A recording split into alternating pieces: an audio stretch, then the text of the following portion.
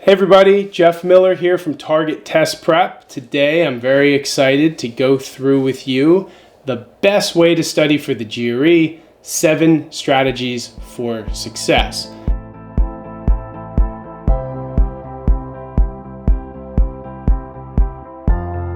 Now I find this to be an extremely important topic because at the basis of everybody's learning for this test is your study plan, right?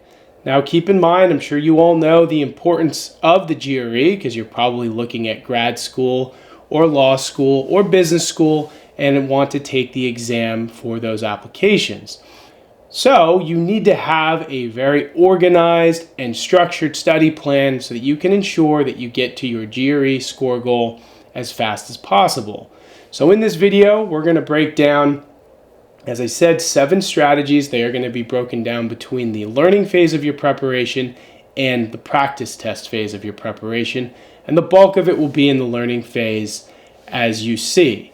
Now, the first strategy I want to talk about is using a topic-by-topic approach. This is something that we harp on in the TTP study plan, and I find it incredibly important, and we're going to explain why now. First thing to understand is, in the math section of the GRE and the verbal sections of the GRE, there is a ton that can be asked, but there's only 40 questions, not in both sections, 20 in each section, and a total of 40 in both quant and verbal, not counting any experimental sections, and that's not a ton of questions. So you have to be prepared for anything and everything to come your way on test day, right? Which means we need your study plan to be efficient and organized. So what a topic-by-topic study plan looks like is one in which you basically focus on one topic at a time. Let's take the example of number properties so you can get a better idea of what I mean. You would learn all you can about number properties, topics like even and odd numbers, positive and negative numbers, unit digit patterns, divisibility, remainders, so on and so forth. When you feel like you have those topics down, you then begin your practice of just number properties. Look, number properties is a huge topic, so you're probably wanting to aim for maybe 100, 150 questions, break them into sets of say 15 questions a set, and set the timer and go through them. The goal is to find where you're strong in number properties as you do these questions, and of course, where you're weak. When you find your weak areas, it's simple. You go to the solutions of what you did wrong, you review those solutions. If necessary, you go back to your notes, to your materials, and you review anything that is giving you issues, and then you rinse and repeat to the next problem set. The goal is that by the time you're all done with that topic, in this case number properties, you feel really good about that topic. And remember, this type of studying is going to make your prep organized, efficient, and productive. It really is, because if you think about the reverse of that, saying, you know what, I'm just going to do a ton of questions all at once. I'm going to do ratios, then number properties, then rates, then work.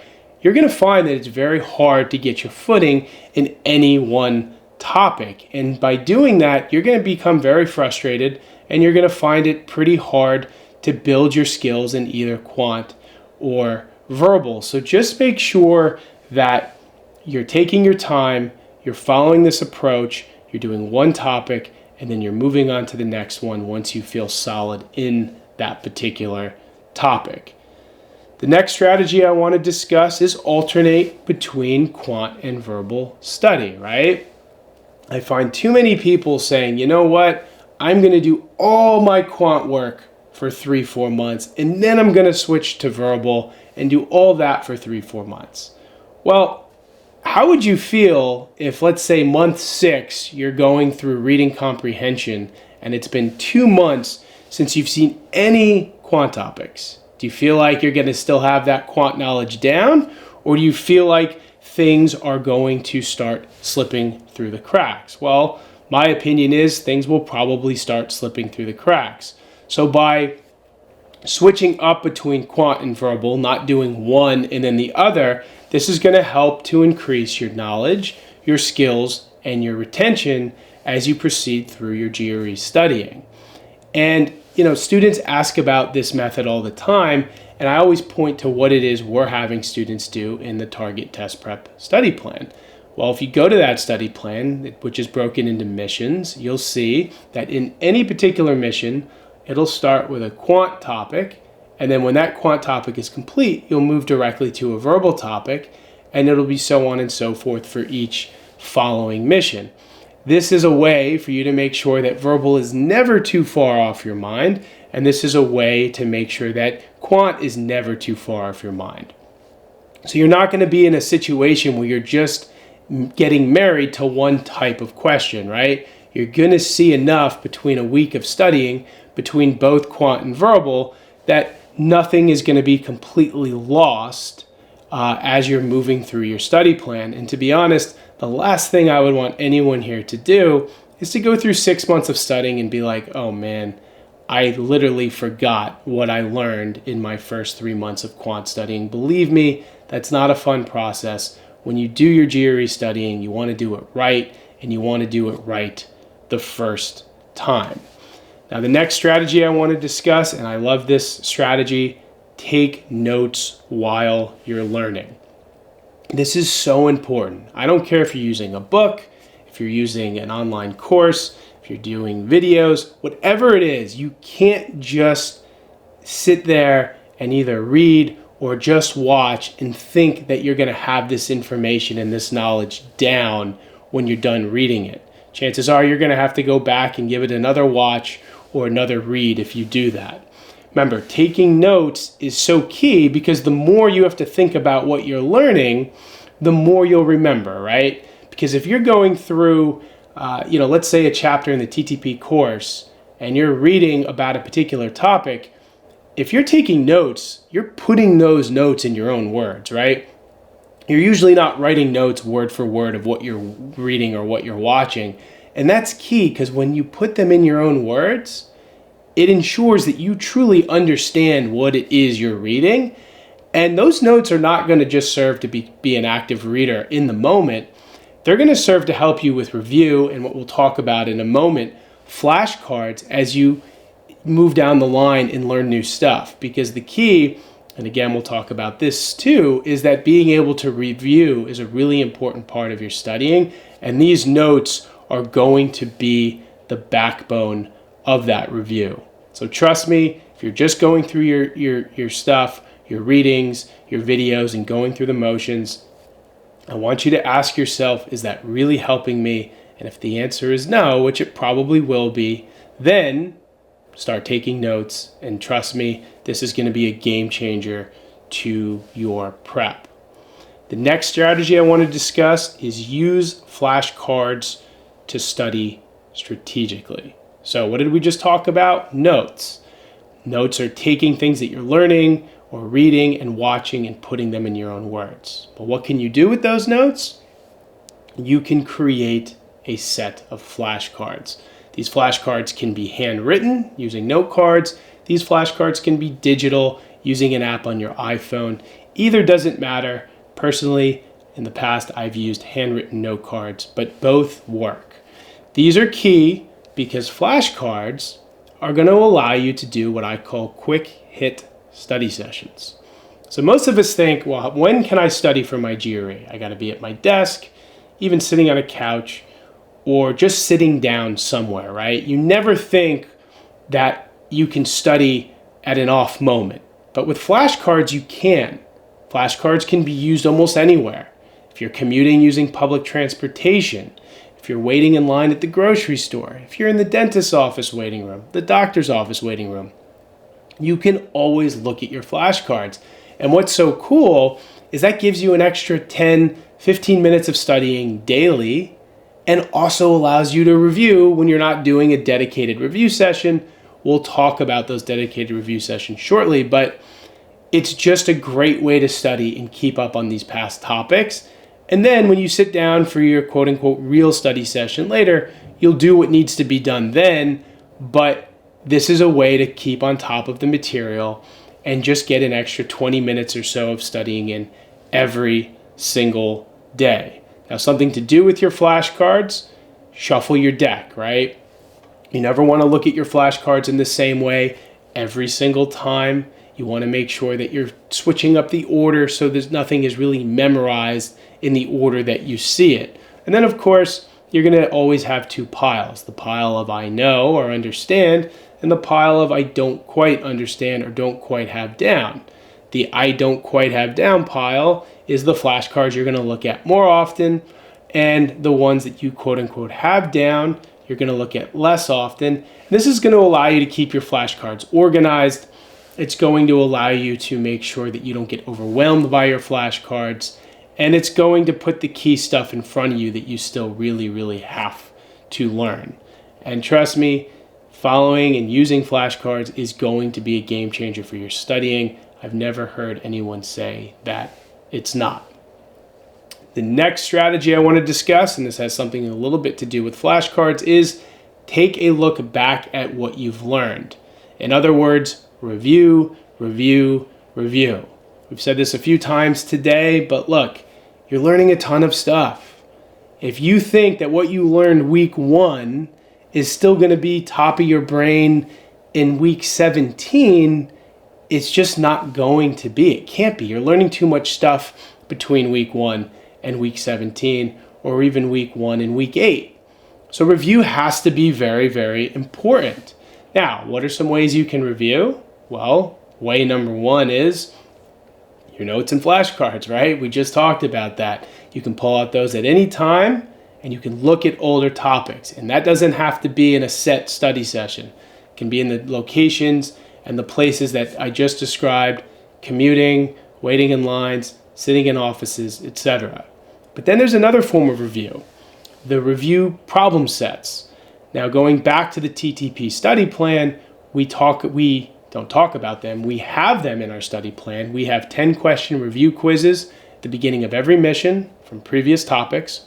And then the TTP study plan also includes larger 40-question problem sets of the last 3 or 4 missions that you did prior to hitting that review test. Both of these types of tests have the same point to them. It's to go through and be hit with things that you've done in the past and see how you perform doing them.